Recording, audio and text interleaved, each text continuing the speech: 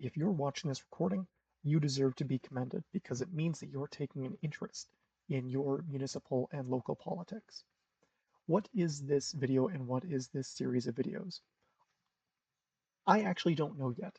I'm biased and I'm interested in more people getting involved and getting interested and getting informed about their local politics. And I'm not much for New Year's resolutions, but I figured I can help a little bit. So I'm going to try to give condensed summaries of what is coming up on City of Brandon Council agendas and try and give that information in a more accessible form. And people like video, it seems. I like video. Maybe I just like video and everyone prefers to just read. But without further ado, let's look at tonight's agenda. So here's the agenda published today for January 5th. It's a pretty light agenda, much lighter than usual. Perhaps in future installments, if this series gets some traction, then we'll spend more time looking at the layout of these agendas. But for today, the biggest thing on the agenda is the 2026 budget overview. And side note, personal opinion perhaps, I think budget and where you actually spend money is the most important thing that our elected representatives do. So in this PowerPoint that is attached to this agenda, it's a proposed budget. That means that the administration, the full-time employees who work for the city, have put this budget together and they're going to present it to council. And then council gets to decide what are they going to change and then pass it. So everything here is proposed. It's not reality yet. It's not over until it's over, as they say. So I've already gone through and skimmed and highlighted some things that I want to point out, and I'm going to try and do those as quickly as I can. So for the city's budget, it's really split into two things. There's a general fund and a utility fund.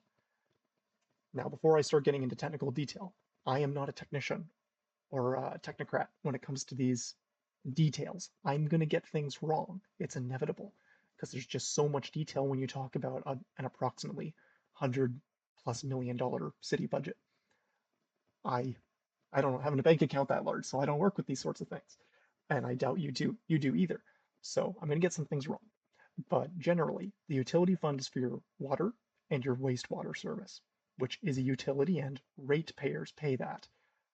So it's still under the city of Brandon as a corporation, but it's funded not from taxes, whereas everything in the general fund is funded mainly through taxes and some other things we'll see in a minute.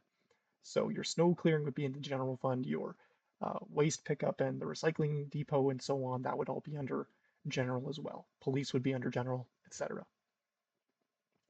So there's two parts to a budget, revenues and expenses.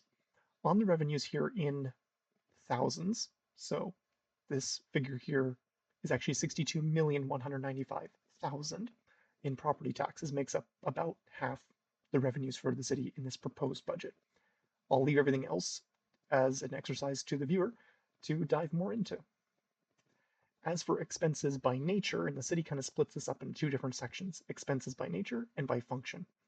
So doing this by nature, about or over half the expenses predicted are going to be salaries and wages, which shouldn't come as a shock. And then everything else is, again, left as exercise for the viewer.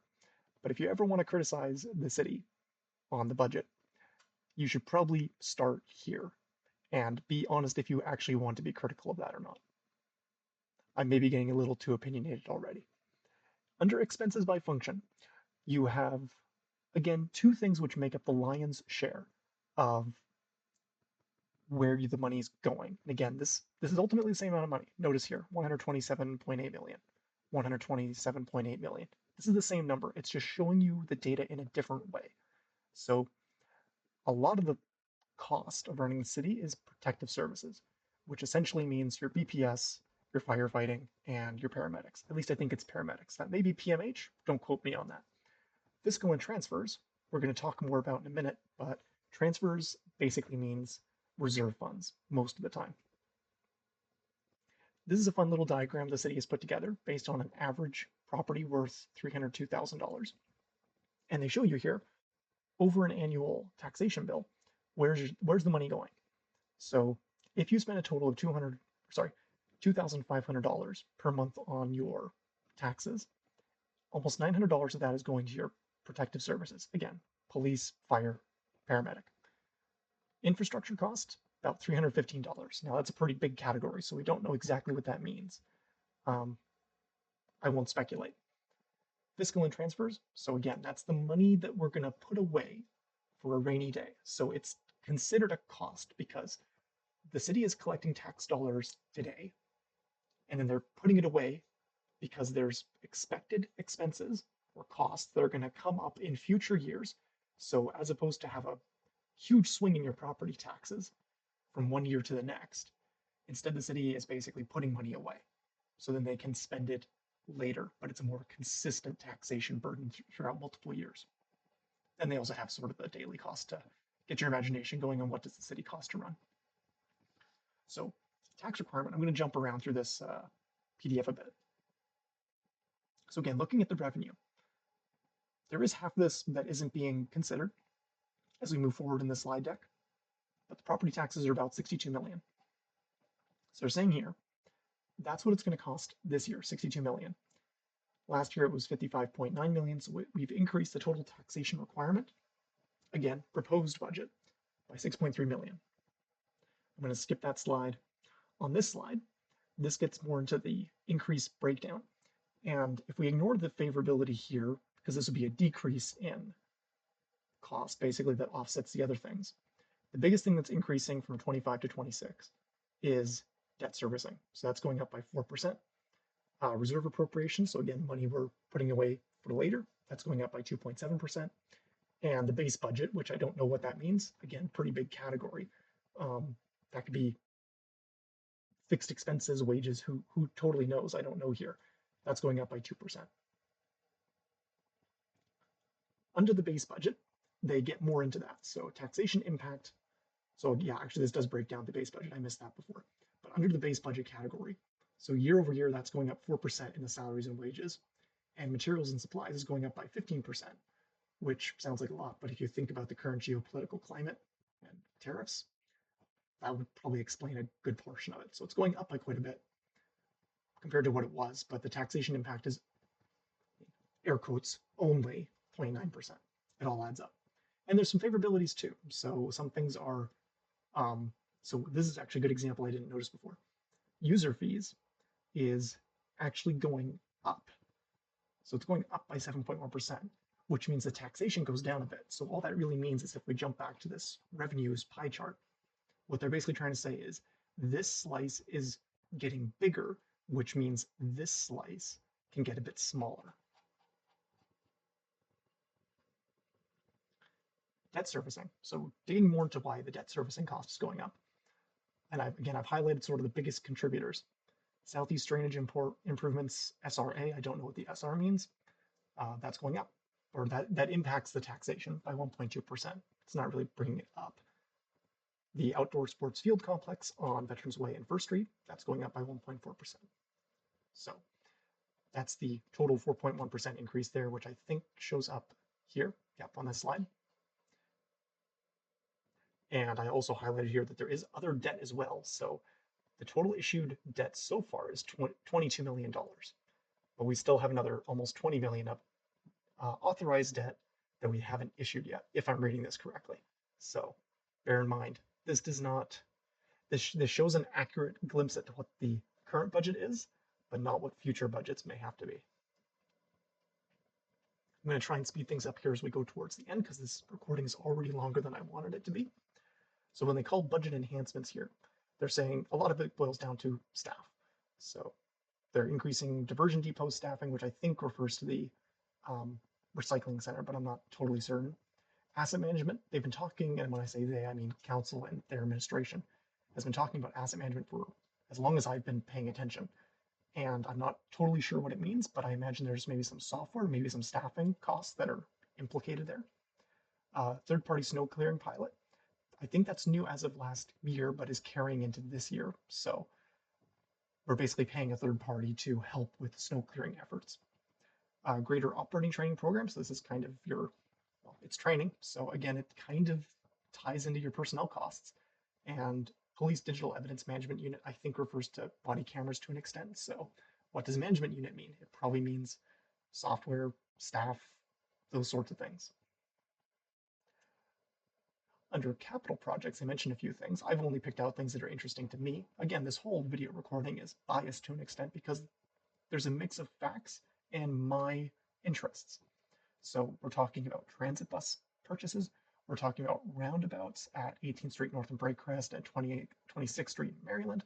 We're talking about police body-worn cameras. We're talking about crosswalk enhancements, which I think is going to mean pedestrian corridors, or at the very least, flashing signs. We'll see. Again, everything here is proposed. What they have on this slide is budgetary risk. So things that could prompt unfavorabilities in the budget. So there's a vacancy allowance, which translation means positions or staff that we are trying to hire, but maybe haven't hired yet, and that could increase your costs significantly. So apparently there's 1.6 million in corporate positions that have not been filled, and about 550,000, sorry, about 500,000 in police. So there's some staff that we don't have yet, but we want to get. So if we're not incurring that expense today, but we could in the future. So that is something that you have to consider is, do you want to actually have those staff positions filled? If not, then you can remove them from the budget and it's no longer a risk. But if you want those positions, then that becomes a risk that you need to be willing to tolerate. I think we're almost at the end here. Tax revenue requirements. This kind of shows the the predictions for the future. 2026 tax revenue requirement is going up by 11.3%, 10.8% in 2027, and so on. You can see, and they also included last year's 2024 projection. So last year, or sorry, 2 years ago now, still adjusting. They were predicting a almost 17% increase, then followed by a 10% increase. So you can see these numbers have fluctuated a bit because projections change. The other thing that they're noting here is property tax increases will be lower considering growth.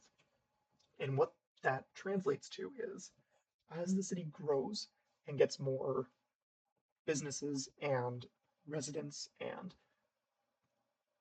renovations of buildings, which if you've been following the city plan and the rezoning changes, that essentially means densification, denser living, higher property values for less amount of land. So, which means your property tax increases, as they say here, will be lower because the assessment gets bigger. So the whole pie that you're taxing is getting bigger, so you don't have to increase your tax burden on individual residents quite as much. I'm not articulating that perfectly, but I hope you got the gist. And there's lots of other detail in here as well. But this, again, this recording is way longer than I had actually hoped it to be. It's difficult to get all this information in a condensed way. So you should definitely look at some of this yourself. But coming up, there are more pre-budget meetings, which are pretty regular for the city to hold. It's for councilors and the public more generally, should they be interested, to get more information about the budget. So those are happening on January 12th, the 15th, the 20th, the 26th. Some of those may be private where the public doesn't have access to those meetings, whereas some of them may be public and the public does have access to those meetings. The public can email the city at that email address with feedback. And then all of these pre-budget meetings ultimately lead to the real budget deliberations on Friday the 30th and Saturday the 31st, which are generally full days of presentations and debate between, well, the debate is between council, but the presentations are between the city administration and city council. Again, there's lots of information, a lot of slides I had to skip over because, again, very long recording.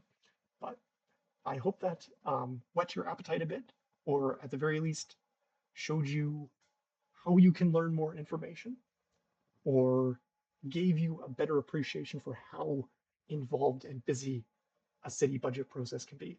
It's not as simple as saying, oh, we're not going to spend this money here, or we're going to spend this money over here, because you also have to think about multiple years and debt. Like you can't get out of paying your debt, for example. You really just can't. So I'm starting to ramble. Again, hope this was interesting to you, and hopefully I will see you at the meeting.